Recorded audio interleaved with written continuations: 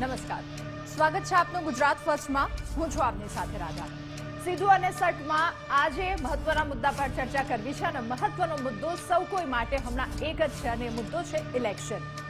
જે રીતે એક બાદ એક સમાચારો સામે આવી રહ્યા છે, બીજી ભાજપ દ્વારા યાદી બહાર પાડવામાં આવે તેને લઈને સૌ કોઈની મેટ ત્યાં મંડાઈ છે। સૌ કોઈ ત્યાં ધ્યાન રાખી રહ્યું છે કે બીજી યાદીમાં કોની કોની આ વખતે ટિકિટ કપાઈ શકે અને બીજી વખત ફરી એકવાર કોને રિપીટ કરી શકે। અનેક સવાલો છે અસમંજસમાં મુકતા અને આ સાથે જે ભાજપની બીજી યાદી જાહેર કરવામાં આવે એ કાઉન્ટડાઉન ગમે તે ઘડીએ ભાજપ બીજી યાદી જાહેર કરી શકે છે અને જે 11 ઉમેદવારો બાકી છે એ ઉમેદવારોના નામની જાહેરાત થઈ શકે।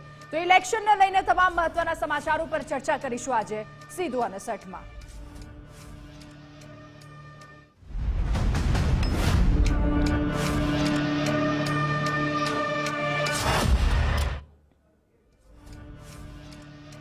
સીધું અને સટમાં ચર્ચા કરીશું તમામ ઇલેક્શનના મહત્વના સમાચારો પર, કારણ કે ઇલેક્શન એટલે ગુજરાત ફર્સ્ટ। ગુજરાત ફર્સ્ટ જે ઇલેક્શનને લગતા તમામ મહત્વના સમાચારો અને ફરી એકવાર બઝર વાગી ચૂક્યું છે। મહત્વના સમાચાર સામે આવી રહ્યા છે કે ભાજપની બીજી યાદીનું કાઉન્ટડાઉન ગમે તે ઘડીએ ભાજપ બીજી યાદી જાહેર કરી શકે છે। ગુજરાતના બાકીના 11 જેટલા ઉમેદવારો તેની જાહેરાત થઈ શકે। ગુજરાતના 26 પૈકી 15 ઉમેદવારો જાહેર થઈ ચૂક્યા છે। 11 બાકી। ભાજપે પહેલી યાદીમાં 195 નામો જાહેર કર્યા હતા અને બીજી યાદીમાં 150 બેઠકના ઉમેદવારો પણ જાહેર થઈ શકે છે। ત્યારે ગમે તે ઘડીએ કાઉન્ટડાઉન શરૂ થઈ ચૂક્યું છે। ગમે તે ઘડીએ બાકીના જે 11 ઉમેદવારો છે એ 11 ઉમેદવારોની નામની જાહેરાત થઈ શકે। તો 26 પૈકી 15 બેઠકોના ઉમેદવારો જાહેર થઈ ચૂક્યા છે। આ તરફ 11ના નામ પર સૌ કોઈની મેટ મંડાઈ છે અને આ જ બાબતે સીધા જઈશું। हमारी साथ संवाददाता जुड़ाई चुके हैं देवनाथ पांडे। देवनाथ, बीजेपी की दूसरी जो लिस्ट है वो भी सामने आ सकती है, अभी उसको लेके क्या अपडेट? राधा, देखिए किसी भी वक्त आज बीजेपी की दूसरी उम्मीदवारों की लिस्ट आ सकती है। इस बात के संकेत मिल चुके हैं क्योंकि आखिरी मोहर हमने देखा था जब शनिवार को बैठक हुई थी और शनिवार के बाद जब अगले दूसरे दिन यानी सोमवार को जब केंद्रीय चुनाव समिति की बैठक हुई थी, उस बैठक में प्रधानमंत्री नरेंद्र मोदी मौजूद थे। तो इससे पहले जब लिस्ट आई थी तो भी ऐसा ही देखने को मिला था। इसी पैटर्न पर बीजेपी ने अपना पहला लिस्ट जो 195 उम्मीदवारों का जारी किया था, सेम उसी पैटर्न पर आखिरी मुहर लग चुकी है। किसी भी वक्त बीजेपी अपना दूसरा उम्मीदवारों का लिस्ट जिसमें 106 उम्मीदवारों के नाम का जो है ऐलान किया जा सकता है बीजेपी की तरफ से। गुजरात के लिए कहा जा रहा है कि गुजरात की उसमें 11 सीटें इस बार उसमें शामिल हो सकती है, यानी गुजरात में 15 बीजेपी ने अपने उम्मीदवार पहले ही जारी कर दिए हैं। 11 जो बचे हैं वो आज लिस्ट में आ सकते हैं। कुछ बिहार की अगर हम बात करें, बिहार में भी कुछ सीटें आज निकलकर सामने आ सकती हैं उम्मीदवारों के नाम। महाराष्ट्र, कर्नाटका, तो कुछ बड़े बड़े चेहरे इस दूसरे लिस्ट में भी निकलकर सामने आ सकते हैं। दिल्ली में भी कुछ सीटें बची हुई हैं। दिल्ली को लेकर भी चर्चाएं हैं कि कुछ सांसद जो हैं पुराने अभी जिनके टिकट नहीं कटे हैं उनके टिकट कटने के आसार बताए जा रहे हैं। तो अब ध्यान देना यह है कि बीजेपी पहला जब लिस्ट जारी करती है तो उससे पहले प्रेस कॉन्फ्रेंस करती है। तो अब ये जानकारी तो आ चुकी है कि आज लिस्ट कहीं ना कहीं आने वाली है, लेकिन अभी बीजेपी की तरफ से ऑफिशियल कोई जानकारी इस तरह से प्रेस कॉन्फ्रेंस के माध्यम से अभी तक नहीं आई है। तो ये कहा जा रहा है कि पूरी पक्की खबर है कि आज लिस्ट आ सकती है, लेकिन जब तक ऑफिशियल कुछ निकलकर सामने नहीं आए तब तक हम आधिकारिक तौर पर नहीं कह सकते। लेकिन अब दूसरी बार ये भी देखा जा रहा है कि कभी कभी बीजेपी लिस्ट जारी करती है बिना प्रेस कॉन्फ्रेंस के। तो अगर ऐसा होता है तो किसी भी वक्त बीजेपी की लिस्ट आ सकती है। लेकिन दूसरी लिस्ट में ये देखता है मैं कि पहली लिस्ट में कई ऐसे नाम थे जो बड़े बड़े चेहरे कहे जाते हैं। हमने देखा, गुजरात में भी देखा, दिल्ली में देखा, या फिर हम उत्तर प्रदेश में देखे। कई ऐसे नाम हैं जिन्हें ये नहीं लग रहा था कि उनका टिकट बीजेपी इस बार काटेगी, लेकिन वो हुआ। तो दूसरी लिस्ट में बड़े बड़े उम्मीदवार हैं। हम पंकजा मुंडे की बात कर लें या राजीव प्रताप रूडी की बात कर लें या हंसराज हंस दिल्ली में है, ये सब बड़े बड़े नाम कहे जाते हैं। तो इन सब के नाम पर क्या मुहर लगेगी दूसरी लिस्ट में या फिर बीजेपी इन्हें रिप्लेस कर सकती है, इन सारी बातों का इंतजार है। लेकिन जब तक बीजेपी अपना दूसरा लिस्ट जारी नहीं करते तब तक कुछ भी कहना अभी सही नहीं होगा। इंतजार और कुछ वक्त का करना चाहिए। जी बिल्कुल देवनाथ, बीजेपी यानी कि हर बार ये पार्टी सरप्राइज देती आई हुई है, क्या इस बार लग रहा है कि बीजेपी की तरफ से कोई और सरप्राइज मिलेगा सबको? देखिए, बीजेपी चाहे किसी भी राज्य के मुख्यमंत्री के चेहरे की बात होती है या फिर किसी भी सीट से उम्मीदवार विधानसभा, लोकसभा, किसी भी तरह का चुनाव हो, बीजेपी का जो निर्णय होता हो बिल्कुल सोच से परे होता है। और खासतौर से जो प्रधानमंत्री नरेंद्र मोदी क्या सोचते हैं और क्या निकलकर सामने आता है और कब क्या करते हैं, ये शायद किसी को नहीं पता है। तो जब आखिरी मुहर प्रधानमंत्री मोदी लगा चुके हैं तो जाहिर सी बात है इसमें बदलाव जरूर होगा। और जैसा हमने बीजेपी की 195 उम्मीदवारों की पहली लिस्ट देखी, उससे इस बात से तो बिल्कुल इनकार नहीं किया जा सकता है कि दूसरे लिस्ट में भी कुछ बड़ा बदलाव ना हो। लेकिन कुछ चेहरे हैं, जैसा मैंने पिछले बयान में जिक्र किया कि राजीव प्रताप रूडी हैं, जिनका छपरा से ये कहा जा रहा है कि वो छपरा से उतारा जा सकता है। लेकिन राजीव प्रताप रूडी का जो प्रदर्शन रहा है वो काफी खराब प्रदर्शन बताया गया है। खासतौर से कोरोना के समय में भी विवादों में रहे हैं। तो एक जो धड़ा है वो ये कह रहा है कि राजीव प्रताप रूडी का टिकट इस बार बीजेपी काट सकती है। राजीव प्रताप रूडी जब प्रधानमंत्री नरेंद्र मोदी का पहला कार्यकाल था तो वो केंद्र में मंत्री भी रह चुके हैं। लेकिन अब बड़ा सवाल है कि अगर राजीव प्रताप रूडी का टिकट बीजेपी काटती है तो फिर राजीव प्रताप रूडी को क्या कुछ दिया जाएगा।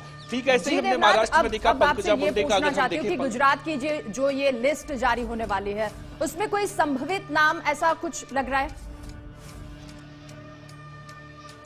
देखिए, बीजेपी को लेकर कहा जाता है कि संभावित नाम तब तक नहीं आप कह सकते जब तक आधिकारिक रूप से कुछ ना कहा जाए। देखिए, अहमदाबाद से जब किरीट सोलंकी के नाम पर ऐलान चल रहा था, कई तरह से बातें की जा रही थी, लेकिन जब बीजेपी का लिस्ट आता है तो उसमें किरीट सोलंकी का नाम नहीं होता है।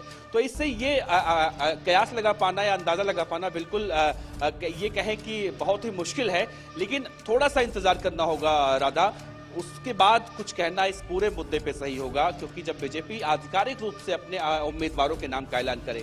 11 सीटें बची हैं। 11 सीटों में देखा जाए तो गुजरात की सबसे महत्वपूर्ण सीटें हैं। इन सीटों पर किस पर बीजेपी विश्वास करती है? कहीं ना कहीं जो मौजूदा सांसद हैं वो भी इस बात से डरे हुए हैं कि जिस तरह से बीजेपी ने और सांसदों का टिकट काटा है तो कहीं उनका नंबर ना आ जाए।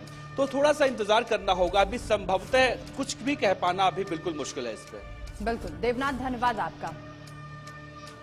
तो લોકસભા ચૂંટણી પૂર્વે આ એક મહત્વના સમાચાર, ભારતીય જનતા પાર્ટી કે ગમે તે સમયે તે બીજી યાદી જાહેર કરી શકે છે ગુજરાતના બાકી 11 ઉમેદવારો કે જેમાં કેટલાકની ટિકિટ કપાઈ શકે છે, કેટલાકનું નામ ફરી એકવાર રિપીટ થઈ શકે છે અને વધુ એક મહત્વના સમાચાર સામે આવી રહ્યા છે।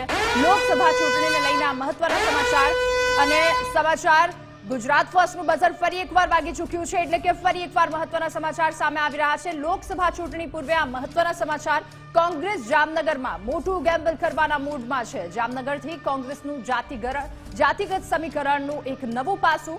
कांग्रेस लेवा पाटीदार जेपी मानवियाने आ वखते मैदाने उतारशे। कांग्रेसे 2 दायका बाद जामनगर में पोतानी रणनीति बदली है અને આજ મુદ્દે જઈશું ન્યૂઝરૂમ પાસે આપણી સાથે જોડાઈ ચૂક્યા છે સંવાદદાતા વિજય દેસાઈ। વિજય, જામનગરના જે સમીકરણો છે એ સમીકરણને બદલ્યા છે? बिल्कुल, जामनगर एटले आहिर प्रभुत्व धरावती आ लोकसभा बैठक है कि ज्यांथी भारतीय जनता पार्टी में पूनमबेन माडमना नामनी जाहेरात थई चूकी है, परंतु कांग्रेस में कोण आवशे तेने लईने पण चर्चाओ तेज बनी है। जो कि जेपी मारवियाए तो पोताने पार्टी में टेलिफोनिक बातचीत थयानी पण एक जाते पोते कबूलात पण करी हती, परंतु पाछळथी गुजरात फर्स्ट साथेनी बातचीत में तेमणे एवुं कह्युं हतुं के तेओ प्रबळ दावेदारोनी रेसमां सौथी आगळ छे। અને આ તરફ સીધું અને સટમાં વધુ એક મહત્વના સમાચાર રાજનીતિને લઈને સામે આવી રહ્યા છે ને છે જૂનાગઢથી આ સમાચાર સામે આવી રહ્યા છે। જૂનાગઢમાં પણ નવા સમીકરણો આ વખતે કોંગ્રેસ સેટ કરવા જઈ રહી છે। જૂનાગઢમાં કોળીના બદલે આહિર ઉમેદવારને કોંગ્રેસ ઉતારશે અને કોંગ્રેસ હીરા જોટવા કે પછી પ્રગતિ આહિરને આ વખતે ટિકિટ આપી શકે।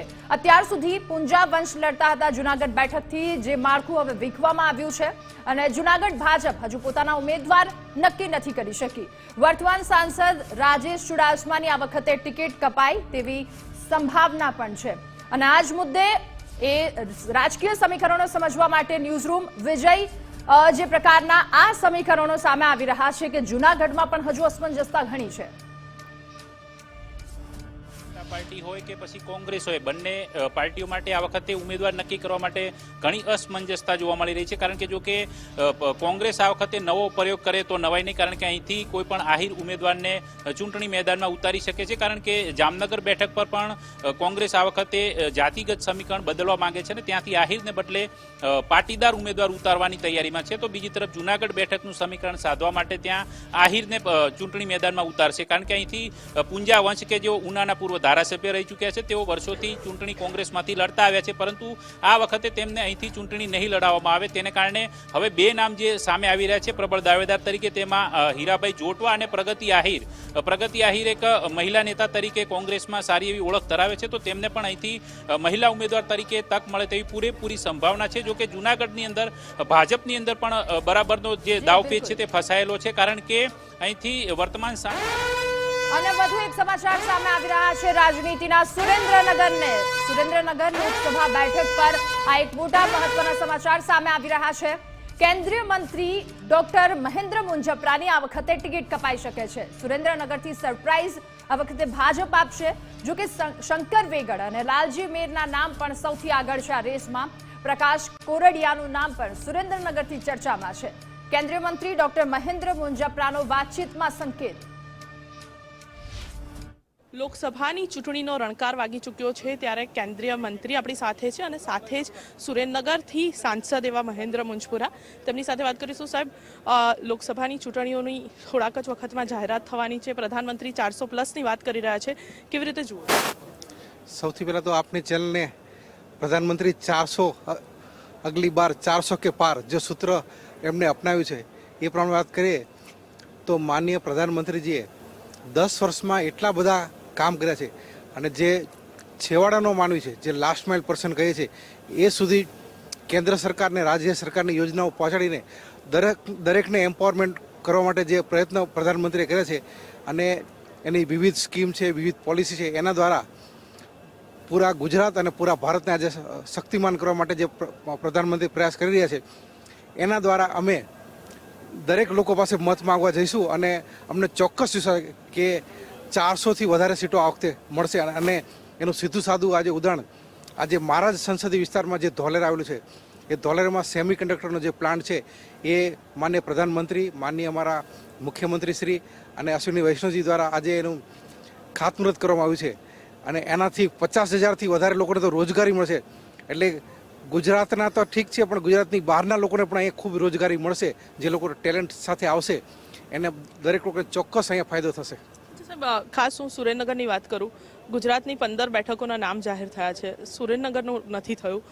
શું કહેશો, સુરેન્દ્રનગરને લઈને ક્યાંક હજુ પણ મૂંઝવણ છે કે મહેન્દ્ર મુંજપરાનું નામ રિપીટ થશે? અહીંયા સંસદમાં ચૂંટણી લડવા માટે અમારું કેન્દ્ર સરકારનું જે પાર્લામેન્ટરી બોર્ડ છે એ સીટ અમારી નક્કી કરતું હોય છે અને ચોક્કસ પાર્લામેન્ટરી બોર્ડ જે નિર્ણય લેશે એ અમને સૌને સ્વીકારે છે. કારણ કે અમે બધા મોદી પરિવારના એક સભ્યો છીએ અને મોદી પરિવારના સભ્યો જે અમારું પાર્લામેન્ટરી બોર્ડ નિર્ણય લેશે એ સર્વસંમતિથી અમે સ્વીકારતા હોઈએ છીએ. જે નિર્ણય હશે, આપ અન્ય કોઈ ઉમેદવાર આવશે તો પણ ચોક્કસ તેને જીતાડવાનામાં લાગી જશો? ચોક્કસ. સૌથી પહેલો જ હું હાર અને પહેલો જ પેંડો ખવડાવવા માટે હું જઈશ.